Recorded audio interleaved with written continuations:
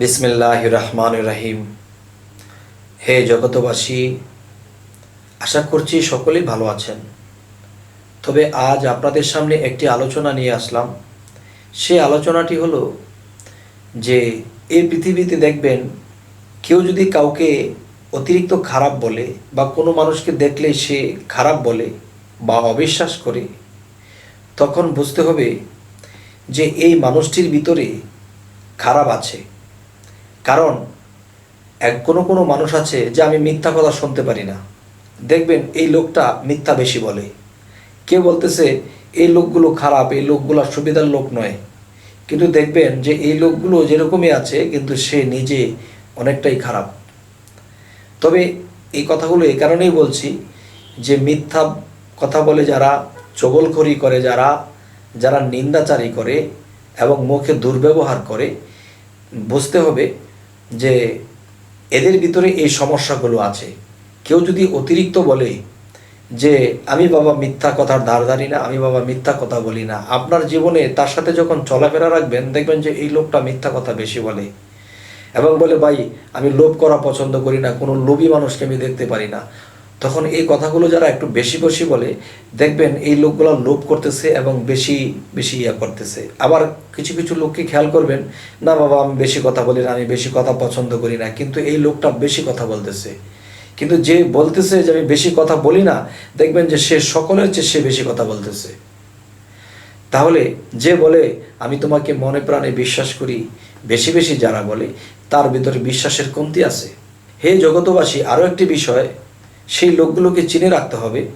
দেখবেন যে নিজের ফ্যামিলির মধ্যে কাউকে, তার নিজের স্বামীকে খারাপ বলতেছে, নিজের বাবাকে খারাপ বলতেছে, নিজের মাকে খারাপ বলতেছে, তখনই বুঝে নেবেন এই ব্যক্তিটা যেহেতু সে নিজের মাকেও খারাপ বলতে পারতেছে এবং আমার মা ভালো না, আমার মা আমাকে দেখলো না, আমার মা আমাকে চিনলো না, আমার বাবা এরকম, আমার ভাইটা এরকম, তখনই বুঝতে হবে এই লোকটি আজকে যেহেতু আপনার কাছে তার বাবা মা বা তার স্বামীর বা তার অন্য কারো খারাপটা বলতেছে, তখনই বুঝে নেবেন যে এই লোকটি কোনো একদিন আপনার খারাপিটাও অন্যের কাছে প্রকাশ করবে।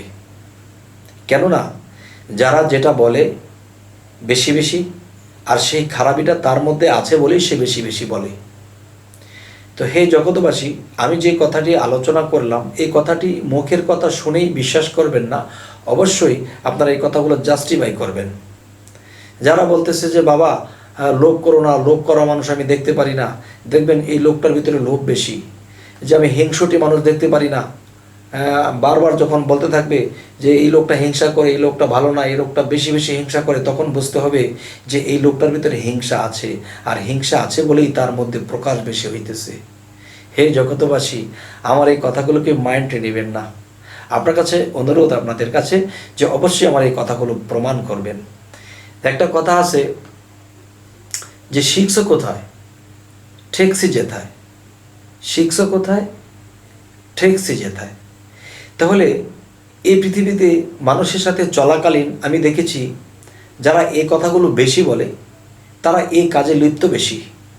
যারা বলে এই তোমরা ওই নারীর দিকে তাকাও কেন, ওই নারীর দিকে বেশি তাকানো ভালো না, একবার বলেছে সেটা ভালো, দুইবার বলেছে সেটা ভালো, অতিরিক্ত যারা বলে তখন তিনি কিন্তু সেই নারীর দিকে বারবার তাকাইয়েই বলতেছে যে নারীর দিকে বেশি তাকাও কেন, নারীর দিকে লোভ করো কেন। তখন বুঝতে হবে যে এই লোকটার এরকম সমস্যা তার মধ্যে আছে।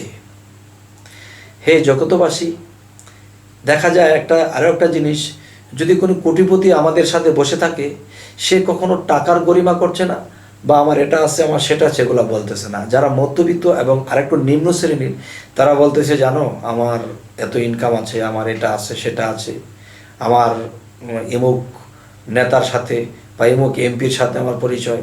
তবে দেখবেন এই লোকটির কাছে যখন এই লোকটির কাছে যখন আপনারা কোনদিন সহযোগিতার জন্য বলবেন যে বাবা তোমার সাথে তো ইমুক এমপির সাথে ভালো পরিচয়, আমি একটা সমস্যায় পড়েছি, আমার সমস্যার সমাধান করে দাও না, সে বলবে না বাবা না না আমি তো এই কই, আমার কাজ আছে, আমার অন্য সমস্যা আছে। কিন্তু সে কালকে বলতে বলতে আজকে সে অস্বীকার করতেছে, এবং সে নিজে কত কিছু করে ফেলতে পারে, তার সাথে এমপির সাথে পরিচিত আছে, কিন্তু তাকে যখন অন্যের উপকারের কথা বলা হলো, সে আস্তে আস্তে পাশ কেটে চলে গেল। তাহলে তখনই বুঝে নেবেন যে এই লোকের দ্বারা কেউ কখনো বিশ্বাস করবেন না, আর এরকম লোকের উপর কেউ আস্থা রাখবেন না। তখন আপনারাও আস্থা থাকবেন না, আপনারাও সেই অপদস্থ হয়ে যাবেন। যাই হোক, অল্প কথায় অনেক কথার ফায়সালা দেওয়া যায়, তবে জ্ঞানী লোকের কাছে অল্প কথাই অনেক কিছুর ফায়সালা বোঝানো যায়। তবে হে জগতবাসী, যে নিজের বলেই বল, আল্লাহর উপর ভরসা রেখে নিজেই চলবেন, তখন দেখা যাবে যে আল্লাহ সাহায্য করবে। আর যদি আমি আশা রাখি যে তার সাথে এরকম ইমুকের সাথে ভালো সম্পর্ক আছে, উচ্চ স্তরের কোনো মানুষের সাথে তার সম্পর্ক আছে, আমরা তাদের সাথে চলে ফিরে তাদের কাছ থেকে একটা সাহায্য পাবো, যখন দেখবেন আপনি সত্য সত্য কোনো দিন একটা বিপদগ্রস্ত হয়েছেন, তাদেরকে সাহায্য পাবেন তো দূরের কথা, তারা উল্টো আপনার কাঁধে চড়ে বসবে। এবং এই কথাগুলো প্রমাণিত, আমার জীবনে চলার পথে এই কথাগুলো প্রমাণিত। তবে আজকের যে মূলে বিষয় যে কথাগুলো, সেই কথাগুলো হলো একজন চগলখোর, একজন মিথ্যাবাদী, একজন হিংসিত মানুষ, একজন খারাপ মানুষকে চেনার কি উপায়?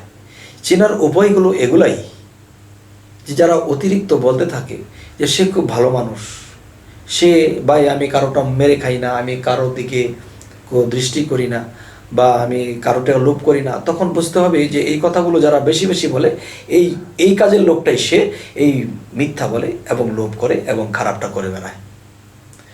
হে জগতবাসী, তো আমাদের এই চ্যানেলের কথাগুলো যদি আপনাদের ভালো লাগে, তাহলে আমরা যেন আরও সামনে কিছু ভালো ভালো কিছু কথা ছাড়তে পারি, তাই আপনারা আমাদের এই ভিডিওটিকে একটু লাইক দিয়ে প্রমাণ করবেন, এবং যদি আপনাদের কোনো কথা ভালো লাগে আমাদেরকে কমেন্টে জানাবেন, বা আপনাদের কাছে যদি কোনো কথা খারাপ লাগে সেটাও কমেন্টে জানাবেন।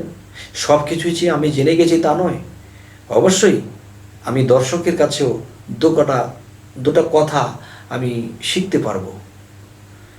তো এই জগতে এসেছি আমাদের আত্মার মুক্তি ঘটাতে হবে। এই আত্মার মুক্তি ঘটাতে হলে কি করতে হবে?